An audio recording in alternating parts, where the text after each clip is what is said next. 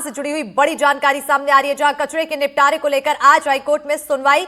मध्य प्रदेश सरकार आज पेश करेगी अपनी रिपोर्ट। यूसीआईएल के 337 मीट्रिक टन कचरे का निपटारा होना है। बता दें कि पीथमपुर के लोग सरकार के फैसले का विरोध कर रहे हैं। तो बड़ी खबर से आप सभी को रूबरू करा रहे हैं, जहां यूनियन कार्बाइड के कचरा निपटान से जुड़ी हुई ये बड़ी अपडेट सामने आ रही है। कचरे के निपटारे को लेकर आज हाईकोर्ट में सुनवाई होगी। तो बताते चले कि मध्य प्रदेश सरकार आज अपनी रिपोर्ट पेश करेगी। यूसीआईएल के 337 मीट्रिक टन कचरे का निपटारा होना है। पीथमपुर के लोग सरकार के फैसले का विरोध कर रहे हैं। धार के पीथमपुर में यूनियन कार्बाइड के कचरे के निपटारे को लेकर आज हाईकोर्ट में सुनवाई होगी। आज प्रदेश सरकार अपनी रिपोर्ट पेश करेगी। बताते चले कि पीथमपुर में यूसीआईएल के 337 मीट्रिक टन कचरे का निपटारा होना है, जिसका स्थानीय लोग विरोध कर रहे हैं। जनवरी 2025 में कचरा पीथमपुर पहुंचने पर स्थानीय लोगों ने उग्र प्रदर्शन किया था और इसके बाद कचरा जलाना तो दूर, कंटेनरों से बाहर ही नहीं निकाला गया था। 13 फरवरी को कचरे से भरे कंटेनर अनलोड किए गए थे। तो इस वक्त की बड़ी जानकारी से आप सभी को रूबरू करा रहे हैं। ज्यादा जानकारी के साथ हमारे सहयोगी अजय जुड़ चुके हैं। सीधा रुख करेंगे सहयोगी के और। अजय, कहीं ना कहीं अब लोगों का विरोध भी एक तरफ है, दूसरी तरफ इसका निपटान तो करना ही है। हाईकोर्ट में आज सुनवाई होगी, क्या कुछ हो सकता है?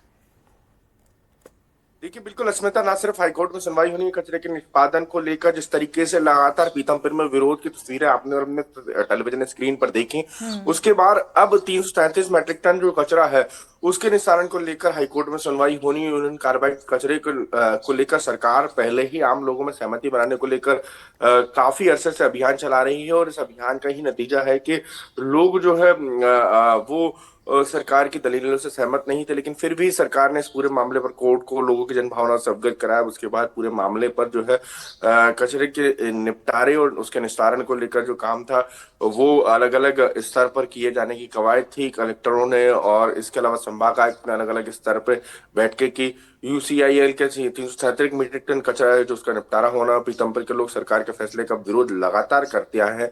यूनियन कार्बाइड की यदि बात की जाए तो यहाँ से कचरे की शिफ्टिंग तो हो गई थी, लेकिन आज हाईकोर्ट में देखना है कि सुनवाई में क्या बात निकल कर आती है। सरकार अपनी तरफ से जो स्टेटस रिपोर्ट है वो फाइल करेगी। इस स्टेटस रिपोर्ट में सरकार ये बताना चाहती है कि किस तरीके की परिस्थिति है और मौजूदा दौर में कचरा जलाया जा सकता है या नहीं जलाया जा सकता, और वहां की जो पीथमपुर के लोगों की जनभावना है वो क्या कहती हैं। ये तमाम दलीलें हैं। लगातार वहां के जनप्रतिनिधि इस बात का विरोध करते रहे।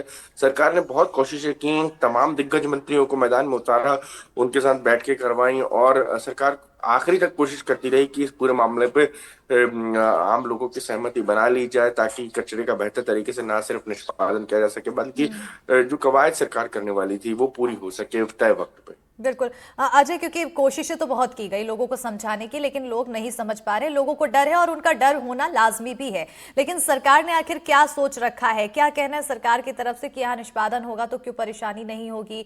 लोगों की क्या कुछ राय है? देखिए, इस पूरे मामले में सरकार ने अलग अलग स्तर पर विशेषज्ञों से राय ली और राय लेने के बाद तमाम अलग अलग स्तर पर जो जो पेचीदगियां थी उन पेचीदगियों को दूर भी किया गया। लोगों को बताया गया। केंद्र सरकार ने भी इस पूरे मामले में राज्य सरकार से रिपोर्ट मांगी। सुप्रीम कोर्ट भी तमाम लोग गए। विरोध प्रदर्शन भी सड़कों पर देखने को मिले। लेकिन उन सब के बीच में सरकार ये बताना चाहती है कि इस कचरे की जो यूटिलिटी है, जो कचरा जो आमतौर पर माना जाता था वो उस स्थिति में नहीं रहा है, वो खराब हो चुका है और इससे बहुत ज्यादा फर्क नहीं पड़ने वाला है। इसको बेहतर तरीके से निष्पादन किया जा सकता है। मुख्यमंत्री मोहन यादव ने भी इसे लेकर प्रेस कॉन्फ्रेंस की थी और लगातार ये बताया था कि सरकार बहुत बेहतर तरीके से निष्पादन का काम करेगी। लेकिन चूंकि फिर आम लोग सड़कों पर उतरे, उसके बाद कोर्ट कचहरी और तमाम बातें आगे बढ़ी और फिर जिस तरीके की तस्वीरें निकलकर सामने उसने सरकार को चिंता में डाला। यही कारण है कि अब सरकार एक बार फिर हाईकोर्ट के चरण में और एक आज स्टेटस रिपोर्ट फाइल की। बिल्कुल अजय, अगर हम पीथमपुर को जियोग्राफिकल दृष्टि से समझें तो वहां पर इसके निष्पादन की प्रक्रिया किस तरह से होने वाली है, कितना बड़ा क्षेत्र है, ये तमाम चीजें समझने की बेहद जरूरत पड़ेगी, क्योंकि लोगों का कंसर्न भी इसी बात से जुड़ा हुआ है। देखिए, एक इंडस्ट्रियल एरिया है जहां पे एक इंडस्ट्री है, एक पहाड़ी पर मौजूद फैक्ट्री है, वहीं इसका निष्पादन किया जाएगा और तमाम वैज्ञानिक आधार पर इसके निष्पादन को लेकर प्रक्रियाएं अपनानी जाने वाली हैं।